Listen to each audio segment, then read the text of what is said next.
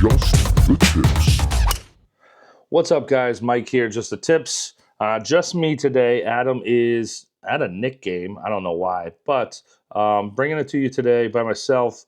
Something very special that we want to deliver to you guys, something that we did on our Strandsgiven trip. Now, if you haven't been following along, our Strandsgiven trip we're still putting out content about it because it was something pretty epic. If you don't know what our Strandsgiven trip was, go back a couple episodes and you'll know. But me and Adam decided that we wanted to do a Mike Strantz epic road trip, leaving Thanksgiving night, going down and playing all 7 Strantz courses on the East Coast. Now, if you have been following along, you know that we stopped in Virginia on our first day. We drove through the night, stopped in Virginia, and played Royal New Kent. Royal New Kent it closed for a couple of years, and we ended up doing an interview with their majority owner, Willie Downs, along with their head professional, Tim MacArthur, and we got some really cool stories about them reviving that course and everything that they had to go through to bring that course back to what it is now. Some of the really cool stories were Willie Downs talking to us about the Maverick team. Now, the Maverick team is a company that is kind of under Mike Strantz. Now, Mike Strantz passed away at the age of 50, but this company still lives on with a few more people that were on the team with Mike Strantz when he was still with us. A couple of those people, Joe Rice, he's also owner of Bulls Bay. But anyway, Willie Downs had some really cool stories about the team coming out and, reshaping things and getting it back to the way it was when Mike Strantz designed that course. And if you haven't checked that video out and you're interested, definitely go check out this link I just put up in the video here, because there's some really cool stories that, you don't hear from the behind the scenes, kind of the construction stuff of things. And the name, this name came up, and Willie was talking about some cool stories about this guy. He's their head shaper. Now, Adam was really intrigued by calling somebody a head shaper, and really that's what they're doing. Is Mike Strantz has this design idea, and he's doing so much stuff, but Mike's like, hey, listen, I want you to bring that hill down a little bit, and their shapers go and do that.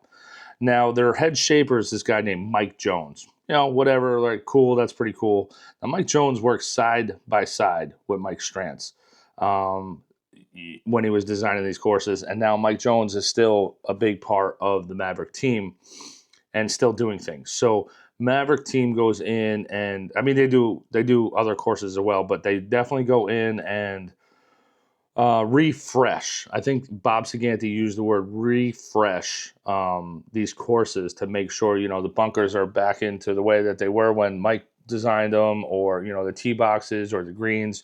Over years of mowing and erosion and things like that, things just kind of get out of shape, and the Maverick team comes back in and refreshes that. And Mike Jones is a big part of that. So Willie had some pretty cool stories about him. So definitely go check that video out. Then we made our way down to Tobacco Road. 2 days in a row. That was pretty epic. I will say, if you haven't watched the videos of Tobacco Road, go check those out, because even still, they redid that, and I think that's like one of the big things that kind of gave Tobacco Road this like resurgence over the last few years, is they go back in and they redesign these and get them back into the shape that they were when they first started. And again, the Maverick team doing it again. Okay, so then we hop in the car and head down to Myrtle Beach. This is our spot, man. This is our, we love Myrtle Beach, and again, if you didn't check out last week's podcast, go back and check that, because we pulled into True Blue and we hung out with Bart Romano and Bob Sagante, and had some really cool, like, candid storytelling And, Bob was on site when Mike Strantz was sitting there designing these courses. And it's really cool to hear some again, like old stories of people who were right there with him. And the name Mike Jones came up again. And he was like, yeah, they come out and they do a refresh, and they, anytime there's like drainage issues or a bunker needs to be reshaped and things like that, they come out. And it was really cool just to, again, Mike Jones, the name came up again, and it was kind of cool. So then we go down to Charleston. We played True Blue, had a blast. I think I tripled number 9 again. Guys, listen, if you go play True Blue, I want a video, and I want you to post it and tag us and Caledonia and True Blue in how you played number 9, because they think it's an easy hole. It's not. But then we head down to Charleston, go play the Ocean course. Shout out to Puddles, shout out to Rybo, shout out to everybody at the Ocean course in Kiowa. Another wonderful day. It was chilly, they said. It was a little cold. It was cold for them, but for us, it was like a little cold. But it ended up warming up, and it was beautiful anyway, so not a big deal. Things started getting a little mixed up, so we kind of had to bounce around our Caledonia day based on another tee time that we were setting up for another course that we were playing that we weren't really sure that we were going to be able to get it in. So we get to Caledonia, and we're playing, and everybody at Caledonia has been so great, and especially because we kind of shifted things around, and we were kind of being a pain in the butt. But they were awesome to us. So, but we did get the last tee time going off the front that we would be able to get done before dark. We were a twosome. There was nobody behind us, so we knew that we can kind of take our time. Plus, we film a lot, so we always do play as like at the pace of like a threesome, sometimes like a foursome. So, plus we had a golf course of foursomes in front of us, so it was no big deal. We were out there having a great time. We were really enjoying, just kind of a leisure 18 holes. It was great. Got a lot of video, got a lot of drone footage. Something that I've always wanted to do at Caledonia, because the last time we were there, Tropical Storm Debbie was coming through. So I didn't want to put the drone up in that. But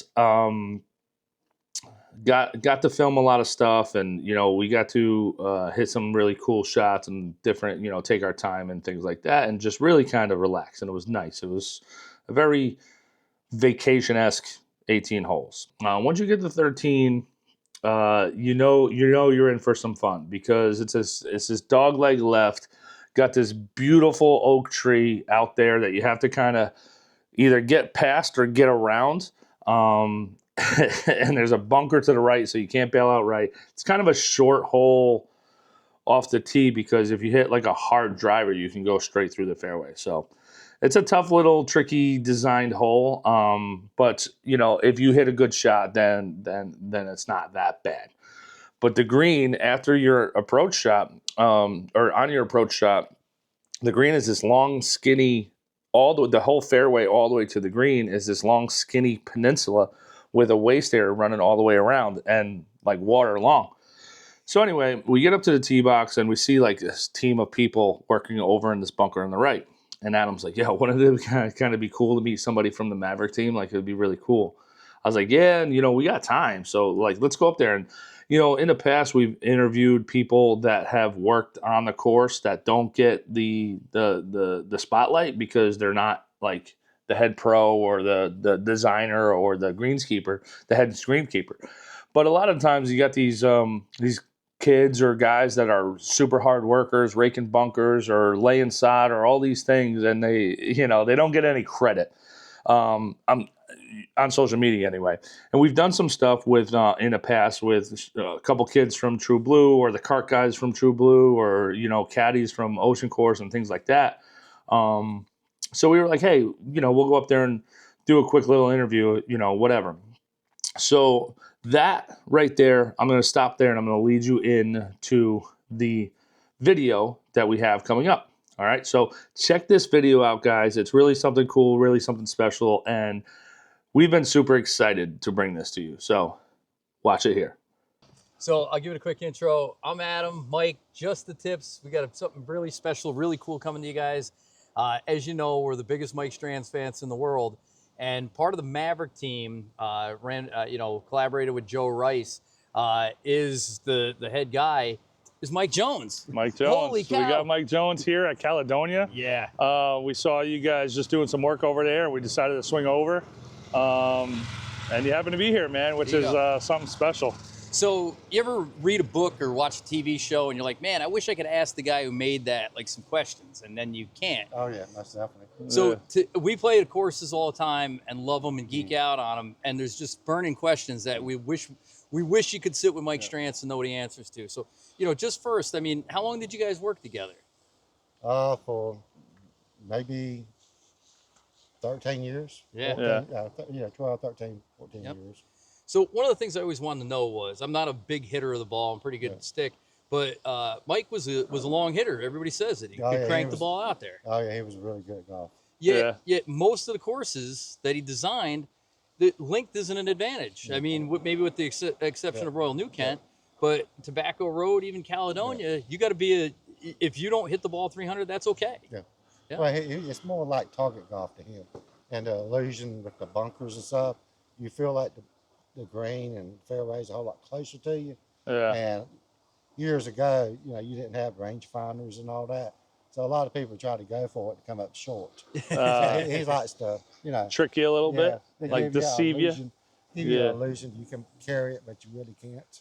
So and again, like I said, you worked so closely with him. He said it many times in interviews that it's just his name on the door, but it's a team and a family that did this. And he always said that he didn't feel like you guys got nearly the recognition you deserve.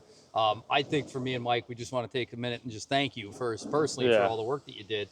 But one of the things that blows us away every time we play a Mike Strantz course, we must say it 10 times, is you go, why did he take the time to put that over there? Nobody's ever going to hit it over there, whether it's a bunker or an island in the middle of a bunker, or just that's not even part of the course yet. It's designed. What? Why? Because he wanted a 3D. If you're over there, if you hit, made a slice or fade, you walk over there and you turn around. It's still beautiful everywhere you go. You see, everything ties into from the woods into the golf hole. Yeah. It wasn't just a big hills here and there.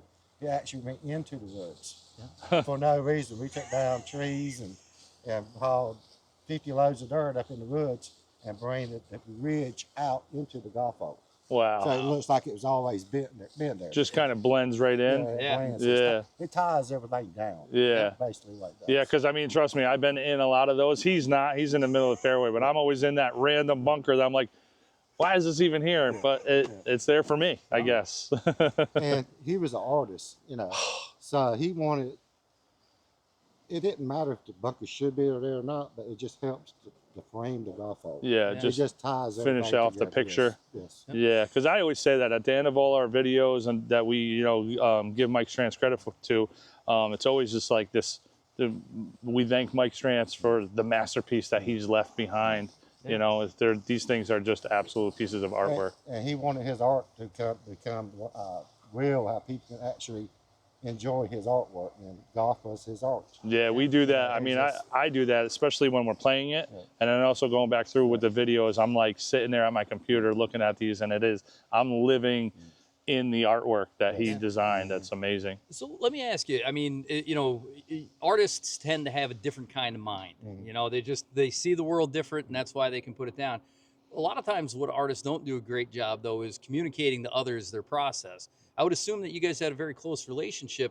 How did he communicate what he was trying to accomplish to you guys? I mean, we all saw the pencil drawings, but when you're standing out there, you must be like, I want he probably this like sees this. something. How does he communicate that to you? You see that branches on that tree there? Yeah. Maybe a ridge coming off, probably about 2 feet below that. You get that point, then you go to a different location. That's another tree or something that's gone down 5 or 6 foot. Then you kind of get the big picture. And once you get everything roughed in, then he will come back. If he sees you're not really getting it, he'll come back and kind of help you along with it a little bit. Yeah. But if he sees everything's kind of going good, he'll just leave you a bit, go to another tee box and draw another golf hole while you shape and move the dirt on that one. Really? That's incredible. But everybody says, we were talking to, some owners and things, and they said they were just never real impressed with golf designers because they'd fly in on their private plane, they'd take a look around, they say, you guys are doing a great job, make sure you put my name over there. But that wasn't Mike Strantz. No. He was up to his knees in the dirt. We always said that it must have been amazing to sit around and have a couple of beers with this guy, and to hear about his vision. Yeah, he was awesome. He wanted his golf courses the most perfect thing he can get. We completely finish everything.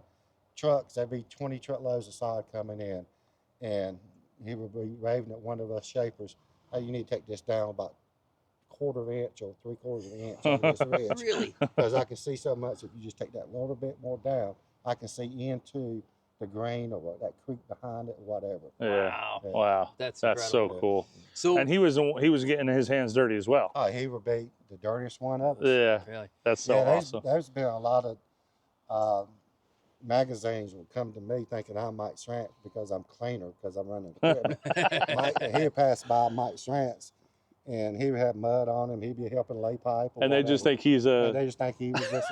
Yeah. So, I mean, one of the amazing things, and it's been said a million times, is only the 9 courses that he designed himself, and top 10 golf architect of all time, and taken way too early, obviously. The question that we all have is that just like Jimi Hendrix, or just like another great artist that was taken too soon. What do you think would have happened if he was still with us today? Would he have 100 courses under his belt? Oh yeah, because everybody was calling him. Everybody wants Mike Strantz's golf course. Yeah. Yeah. And he didn't want to. We built Roy New Kent's own house first time, the same year. He said he would never do that again because he can't spend enough of time on that one piece of property to get it as perfect as he wants to. Gotcha. It was just too much. So after them golf courses, we just done one a year. Yeah. One a year. Absolutely incredible. So, golf took a hit in the 90s and the early 2000s. There was obviously an unbelievable resurgence of golf, and it seems like Mike Strantz's legacy is stronger now than it's ever been. Oh yeah, he's got a lot of followers that loves his golf courses. Yep. Yeah. It's just like groupies or something. That's 2 of us. That's us 2. Yeah. So tell us about the Maverick team, though. I mean, obviously that was the nickname, but now you guys have formed this company along with Joe Rice to not only maintain the courses, but you guys do other things too. Yeah, we do like at home landscaping work and work for commercial buildings and just doing stuff like that in between jobs. But we're getting so busy now, we just basically just work on golf courses. Yeah. So unfair question, we know. Favorite golf hole? Oh, that's a tough one there. I know it is. We've been talking about it for 6 days now. Yeah, that's a very tough one. Well, let me ask you. Favorite course? How about favorite course? You can't do that to him because then you exclude somebody else, guys. Let me ask this. Maybe a little bit different one. There's holes that are interesting to play, and like I love 18 at Caledonia. I know there's more extreme ones, but I think everything that it comes together. Mike loves these par 5s that with the crescent moon. But there must have been one that was the most interesting to build. Like that's not something we could debate. That's only something that you would know. Probably some of the par 3s at Tobacco Road because they just awesome. And number 13 at True Blue, the green site, it just lays in there like a piece of bologna frying in a frying pan. It does. Yeah, it sure does. Yeah, that is true. Any of the golf courses has got a lot of movement on the greens and stuff. And back then, we could do that because they didn't mow it so short and run the ball so tight. Yeah. And right. over the years, they got the greens tighter and tighter. Then Mike's, it's a little bit get harder to play. Yeah. Some of the older. Yeah, it's like, man, this ain't even fair, right? Yeah. And back then it was a little more. That was like, could get away with it. Yeah. Now you've been extremely generous with your time, and we don't mean to jam you up, but again, when we're thinking about Mike Strantz, 2 things come out about the design, or 3, for me. Number 1 is extremely forgiving tee shots, and for somebody like Mike who he's getting a lot better, but he sprays the ball, he still finds himself in the fairway. You got par 5s that with the exception of a couple of True Blue and here that aren't monster long, but to me it's the par 3s. It's that every other course designer needs to make a 200-yard par 3 Yeah. to make it hard, Yeah. where some of his that are 120, 130, 97 90, yards. Yeah, 97. Yeah. Yeah, today's the first time he's parred that hole, and this is your 6th time playing, Yeah. 5th time playing. Yeah. So I cannot play golf good at all. And we was working at True Blue. We came over here one day and played golf. And number 9 at Caledonia, it was like I was bogging every golf hole. When I got there, I come to a point I was like, I don't care. I just swung the golf club, came that close and hit the hole in one. Oh, Number 9. that was Best me shot. today. That was the best shot I ever had. Nice. Now that's your favorite hole. Yeah. Now we got it. We figured it out. There you go. got it. My last question, anything you got, because like I said, I could take all your time.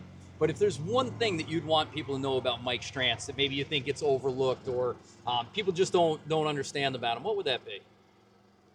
He was like one of the guys, this old good old guy that you can trust. He was always there for you. He was like employees was like his family. He went to my wedding. Oh, man. It was awesome. That's Yeah, amazing, such a dude. great. And he Yeah. was a great chef. Some Really? of the best crawfish etouffee you ever ate in your life. Oh Really? wow, there he you go. had a pasta machine. He made his own pasta. Wow.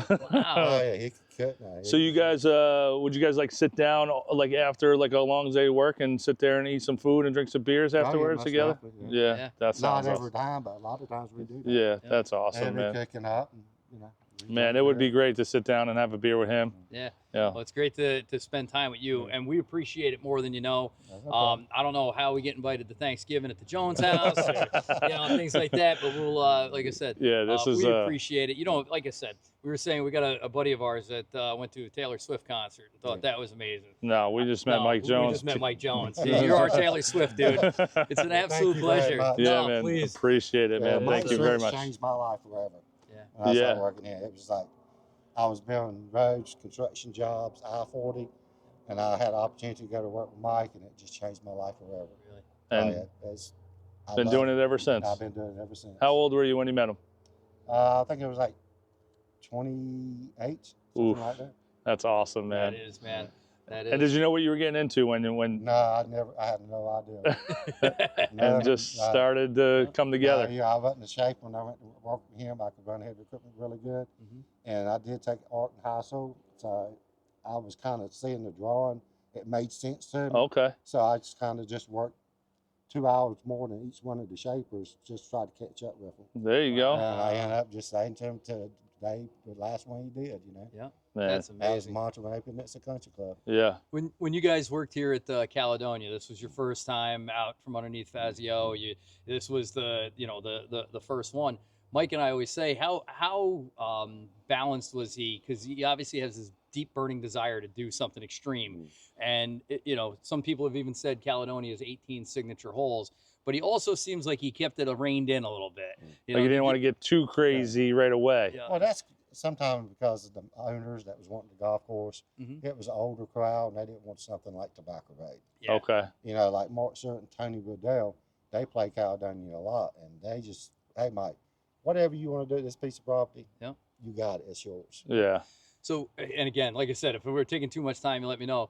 But Tobacco Road, we see Todd Hill Farms. We see the pictures of that red rock, and it just looked like there wasn't a piece of dirt or sod in that whole place. How hard was that excavation out there, moving all that stone?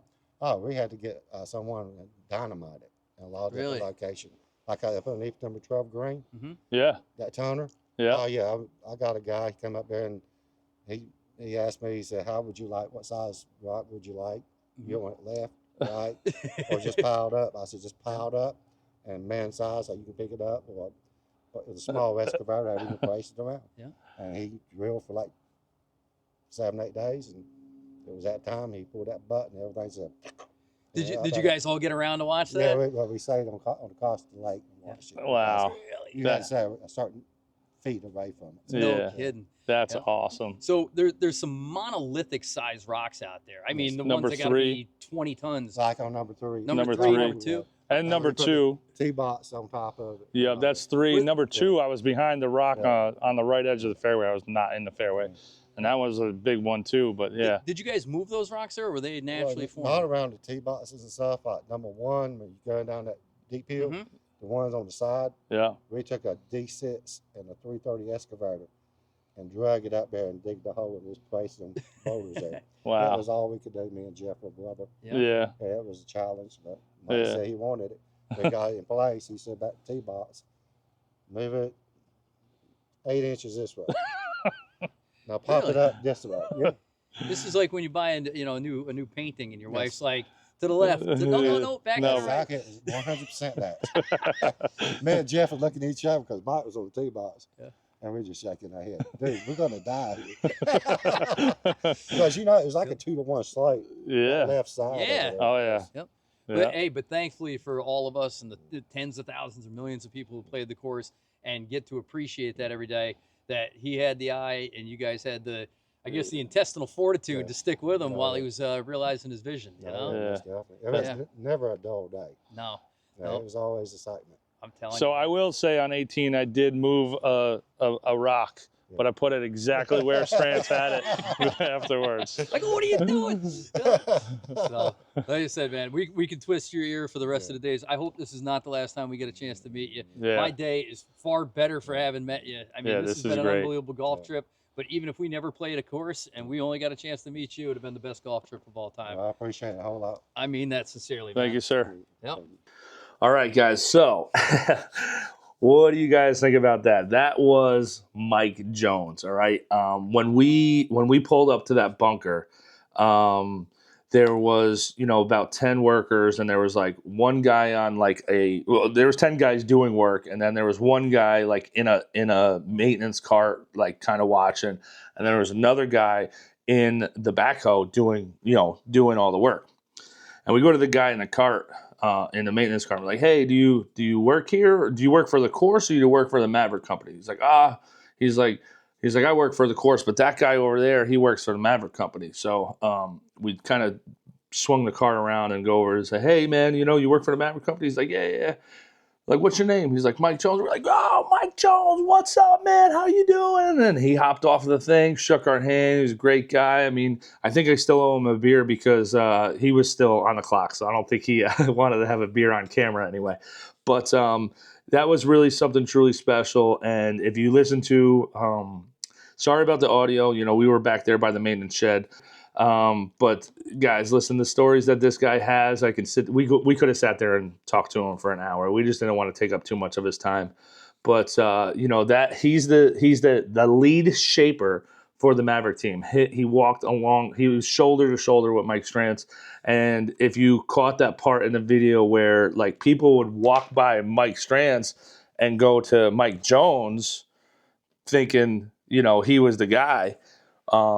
Pretty cool stories, man. Like really, really cool stories. And, it was something really special that we got to interview him. It was like the next best thing to hanging out with Mike Strantz. So that was something really cool. We appreciate everything that Mike Strantz does, the Maverick team, Mike Jones, all the people at all the courses, Royal New Kent, the guys up there, Willie Downs, Tim MacArthur, Willie Downs and his team bringing that course back to life. The guys at Stonehouse bringing that course back to life, which we'll talk about later. The guys at Tot Hill Farm bringing that course back to life.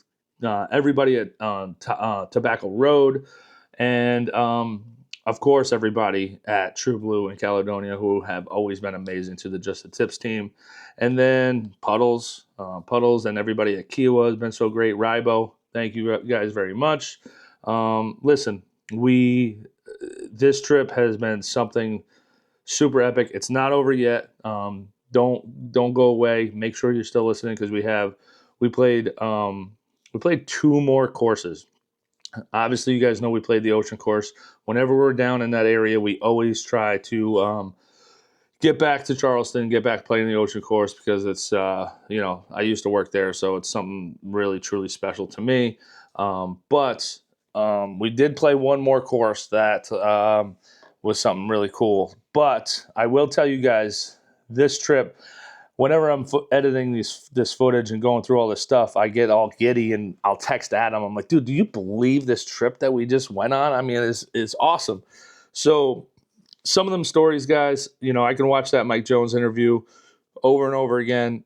Really something cool. Just like learning more and more about Mike Strantz and the courses and his, you know, his artistic eye and his love for, you know, making this piece of art on land, you know. So, and everyone we talk to when we go to a Strantz course has just the most amazing things to say about the things that he did, the way he was, the way he treated his team, and, you know, his work ethic. He was always like on site and being there.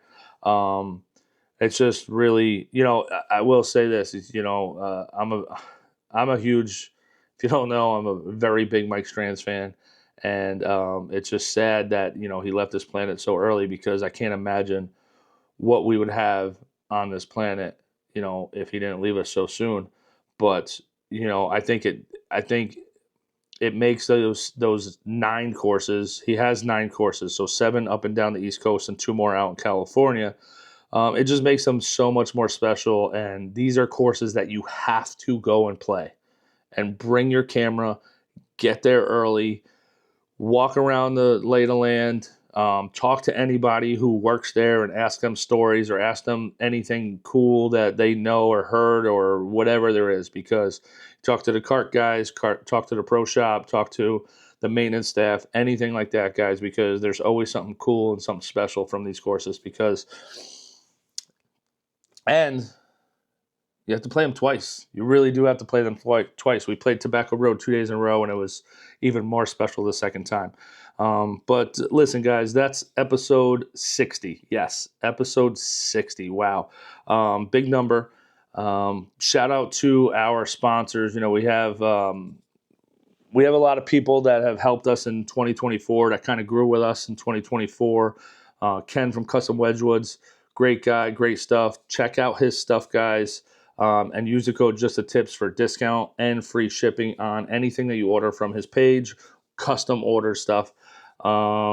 Base cigars. Listen, we're getting ready to go to Florida. Use the code JTT15 and you get 15% off on his cigars. Listen, these guys, those things are special, and I can't wait to bring them down to Florida and show the guys and share them with the guys and stuff like that. Sundog. All right, Sundog sunglasses. JTT15 at checkout for 15% off. Shaft wraps. Use the code JustTheTips, 25% off. And Saturday skins, JustTheTips 15, 15% off all your polos and your long sleeves, guys. Check those long sleeves out. And we got a new one. We got a new one coming out that's going to make an appearance down in Florida. I'm not going to give that one away yet. Check that out. Check that out in the future, because we'll be talking about a new sponsor, new partner coming along for the ride. So, all right, guys, I hope you enjoyed that video. Thank you. Just the tips. Just the tips.